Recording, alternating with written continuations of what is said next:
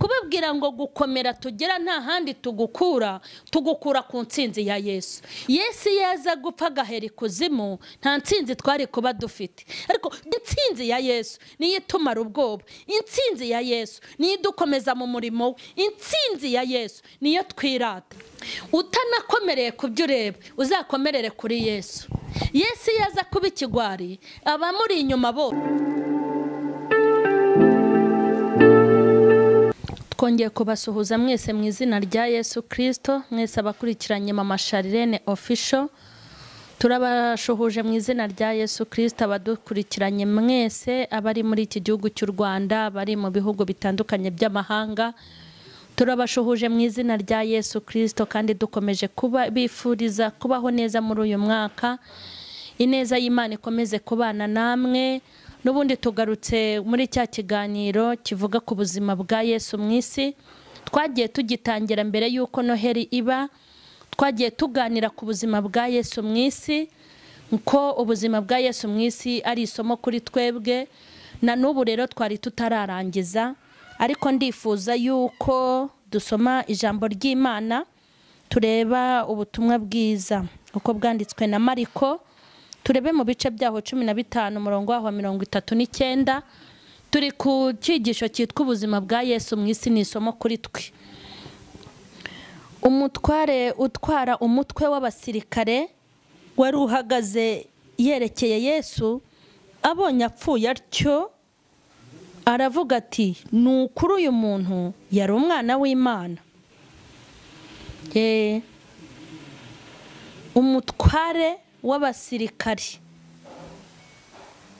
umutware utwara umutwe w'abasirikare wari uri iruhande rwa Yesu igihe yapfaga.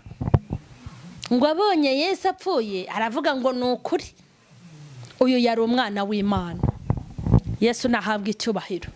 Ndashaka kubabwira ngo Yesu yaratsinze, kandi intsinzi ya Yesu burya ntago ari iye wenyine, yisangiye n'abamukurikiye.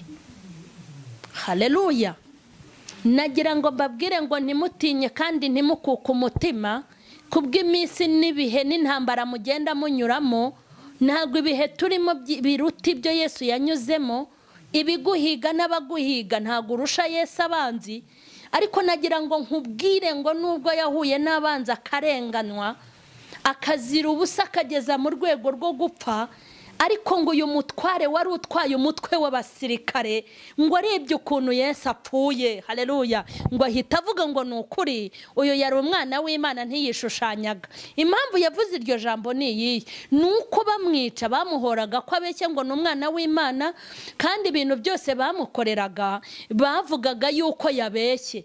Ngo yavuze ko yaturutse mu ijuru, ngo ni umwami w'abami. Bamuhoraga yuko ngo yiyise Imana kandi atariyo. Ariko uyu musirikare ngo wari utwaye abasirikare, umutwe w'abasirikare, ngo abonye ukuntu Yesu apfuye, ngo yahize avuga ngo nukuri yari umwana w'iki, yari umwana w'Imana. Nje kubabwira ngo gukomera tugera nta handi tugukura ku ntsinzi ya Yesu. Ubwo Yesu ataheze ikuzimu, ubwo Yesu ababisha be bamwishe bakamenya ko yari umwami, nagira ngo nkubwire ngo uru rugendo yararutangiye ararusoza. Natwe uko twarutangiye niko tuzarurangiza mu izina rya Yesu. Yesu iyo aza gutsindwa, Yesu yatsindwa, nta ntsinzi twari kuba dufite. Kandi mureke mbabwire, Yesu yaza gupfa agahera ikuzimu, nta ntsinzi twari kuba dufite, ariko dufite ibimenyetso birenze kimwe bitwereka ko tutazagwa mu nzira. Hari ibimenyetso bitwereka ko tuzagerayo, hari ibimenyetso bitwereka ko tutazagwa mu maboko y'abadayimoni ubwo Yesu yatsinze. Reka mbabwire, intsinzi ya Yesu ni ifiyeri tugendana. Intsinzi ya Yesu ni umwambaro twambara. Intsinzi ya Yesu ni idutera imbaraga, ahazamuka tukazamuka nk'ahaterera. Imana ihabwa icyubahiro. Intsinzi ya Yesu niyo itumara ubwoba. Intsinzi ya Yesu niyo idukomeza mu murimo we. Intsinzi ya Yesu niyo twirata. Ubwo yatsinze natwe tuzatsinda. Nje kukubwira ngo abadayimoni bakwiruka inyuma, ntago baruta birukankaga inyuma ya Yesu. kandi igitero cyoherejwe na shitani ntago kiruta icyo Yesu icyari kimuri inyuma. Ariko Yesu aca mu bitero, aca mu badayimoni, aca mu bigeragezo, aca mu bishuko, aca imbere y'umwanzi. Reka nkubwire, apfa urupfu rukomeye nta cyaha yakoze, ariko kuri finale arapfa. Ariko mu rupfu rwe niho bamenyeye ko ari umwami. Utanakomereye ku byo ureba, uzakomerere kuri Yesu. Yesu yaza kuba ikigwari, abamuri inyuma bose bagombaga kwitwa ibigwari, ariko kuko yabaye intwari, natwe turi intwari. Kandi umva nkubwire, Imana ishimwe aho yicaye. Reka nkubwire, yicaye iburyo bwa se, natwe tuzicara iburyo bwa Yesu. Imana nihabwa icyubahiro. Nje kukubwira ngo ubwoba nibushire. Shitani arakwereka abo yica. Shitani yaduteze intumbi za bene wacu. Shitani yatweretse abagore yagushije, atwereka abagabo yagushije, ari kutwereka abakozi b'Imana barimo barakagwa, arabica akanabadutega mu nzira ngo nitubona intumbi za bene wacu tugira ubwoba, uru rugendo tugamburure. Ariko nje kukubwira ngo nudakomerera ku bantu, uzakomerere kuri Yesu. Uzakomerere kuri Yesu, nukuri tuzagerayo. Hari ibintu dukwiye kwigira kuri Yesu. Twagiye tuvuga ku buzima bwa Yesu, tuvuga ko ubuzima bwa Yesu ari isomo kuri twebwe. Ariko nje kukubwira ngo, ndashaka kukubwira ngo uzatsinda kuko nawe yagize gute, nawe yaratsinze. Umva Yesu rero ngo amaze gupfa, Imana ihabwa icyubahiro. Ngo amaze gupfa nagira ngo mbabwire ngo intsinzi ya Yesu niyo twirata. Kandi nagira ngo mbabwire ngo intsinzi ya Yesu niyo twegamiye. Ubwo yatsinze rero ntabwo tuzatsindwa. Hari ibintu dukwiye kumwigiraho. Yesu yaratsinze, papa wamukora mu ntoki, arangije amwicaza iburyo bwe. Hari igihe njya mbwira abantu ngo kuki Yesu yatsinze ntahabwe kuyobora isi. Aho dukwiye kuhakura isomo. Utazibwira ngo nutsinda azakugurira igipangu, nutsinda ngo azaguha umugore mwiza, nutsinda ngo azaguha amafaranga.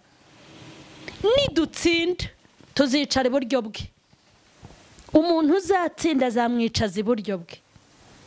Ntimukarebera Imana mu bipfa, ntimukarebera Imana mu bimungwa, ntimukarebera Imana mu bisaza, ntimukarebera Imana mu bishira. Mujye murebera Imana ahandi hantu mu gihugu cyo mu ijuru. Ntabwo Imana iba Imana kubera ibyo yaduhaye.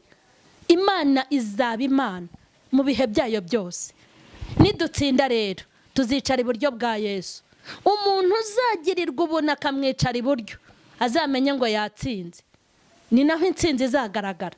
Ntabwo turatsinda tukiri muri ubu buzima, ariko nje kukubwira ngo ntugire ubwoba. Uko yatsinze nawe niko natwe tuzatsinda. Ikindi, hari ibihembo. Papa we hari amagambo abiri yamubwiye, ndavuga Imana, kandi natwe Yesu azayatubwira. Yaramubwiye ngo kuko watsinze isi, ugatsinda Satani, ugatsinda umubiri. Mbibutse ko ibyo bintu Yesu yahanganye nabyo, kuko yabyawe n'umugore. Umuntu wese wabyawe n'umugore ni ikikubwira ko yari yujuje ubumuntu. Yego, n'ubu umuntu rero ntuvuge ngo Yesu yari Yesu. Yesu yari afite inyama n'amaraso.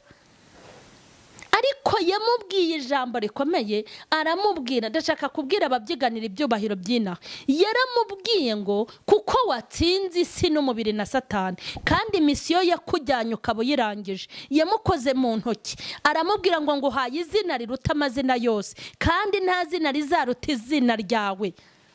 Reka nkubwire, aravuga ngo mu mazina yabanje n'amazina azaheruka, nta zina rizaruta iryawe.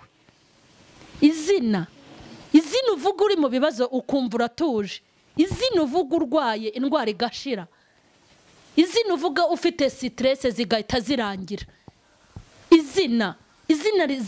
Izina abarwayi bumva bagakira. Izina rihumuriza abapfakazi n'imfubyi. Izina ubwira abanyamibabaro n'indushyi. Izina riruhura abarushye. Izina ritanga ihumure rikaturinda guhahamuka. Izina uturana naryo ukagubwa neza. Izina urarana naryo. Izina wiriranwa na, izina ritanga ihumure. Aramubwira ngo izina ryawe rizaruta amazina yose yabanje nazarangira. Amubwira irindi jambo amukoze mu ntoki. Aramubwira ngo icyubahiro ufite nta muntu uzakikurusha kubabanje n'abazaheruka. Nagira ngo mbabwire rero ngo ibihembo sinaha. nubona umuntu yubaha Imana ari umukene ntuzagire ngo yasenze nabi, kandi nawe nubona ufite amafaranga menshi ntuzavuge ngo wasenze kurusha abandi. Ntabwo igihembo ari ukuguhaza uburame, nta nubwo igihano ari ukugukenyura. Umuntu wese uzicara iruhande rw'Imana izaba imuhembye, kuko ibintu byose byo muri iyi si bifite garanti. Ubuzima bwa Yesu rero ni isomo kuri twebwe. Ubwo nari mfite intego yo kukubwira ngo ubwo Yesu yatsinze nawe uzatsinda. Ntuvuge ngo ibi bihe birakomeye, nawe ibyo yanyuragamo byari bikomeye. Ntuzavuge ngo ibi bihe birahambaye, nawe ibihe yanyuzemo byari bihambaye. Ariko kuba yarabitambutsemo akagera imbere ya se akamukora mu ntoki akamubwira ngo icara iburyo, nimuhumure natwe tuzicara iburyo bwe. Kandi ndakubwiye ngo intsinzi iri mu kuboko kwacu, kuko turarwana n'ibiboshye. Ndifuza ko dusoza tuzakomerezaho n'ubutaha. Ntabwo intsinzi shitani ari we uyifite, burya tontomera aho yicaye. Ariko nje kukubwira ngo intsinzi ifite twe na Kristo. Burya umugabo iyo yagusanze iwawe mu rugo akakwambura ifunguzo aba yaguhamije, ujye umureka n'inza yibemo, kuko ubundi inzu ni ifunguzo. Imana ihabwa icyubahiro. Tugiye gusenga, wari ufite ubwoba uvuga ngo ntuzatsinda, uricara utura urugamba nzagwa mu nzira. Urimo uricara ukavuga ngo uru rugamba uzagwa mu nzira. Urareba abakobwa bagenzi bawe uti barishyingiye barashize, wareba abasore bagenzi bawe uti ntago nzarurangiza. Wigira ubwoba mu ntambara uri kurwana, humura Yesu ni kamanda wacu, ni kamanda turi imbere, niwe kiyongozi, afande Jesus. Humura urugamba uzarurangiza. Wigira ubwoba uti ko mbona rurambye, wigira ubwoba uti ko mbona abadayimoni bantangatanze impande zose, wigira ubwoba uti ko mbona intwari ziri kugwa, wigira ubwoba uti ko mbona abantu bari gucogora, wigira ubwoba uti ko mbona bene wacu bashize. Inkuru y'iterabwoba ituruka mu badayimoni gera kuri wowe, wigire kuri Yesu uvuga uti ndagendera ku ntsinzi ye, ubwo yatsinze ntagwe mu nzira nanjye sinzahagwa. Tugiye gusenga Imana, Mana y'amahoro, wambaye icyubahiro no gukomera. Twakwigiyeho kubaho, twakwigiyeho gukora umurimo, twakwigiyeho kuba mu isi, twakwigiyeho kubana n'abantu, twakwigiyeho ubupfura, tukwigiraho ubunyangamugayo, twakwigiyeho ubudahemuka, twakwigiyeho kunesha, twakwigiyeho gutsinda, twakwigiyeho, haleluya, twakwigiyeho. Uri profe wacu mwiza, uri isomo kubagukurikiye. Twemeye ubuhake bwawe, ubuzima bwawe buratunezeza. Turagushimye ko ari we wabanje. Mana habwa icyubahiro, dushoboje tururangiza amahoro mu izina rya Yesu Kristo, amen.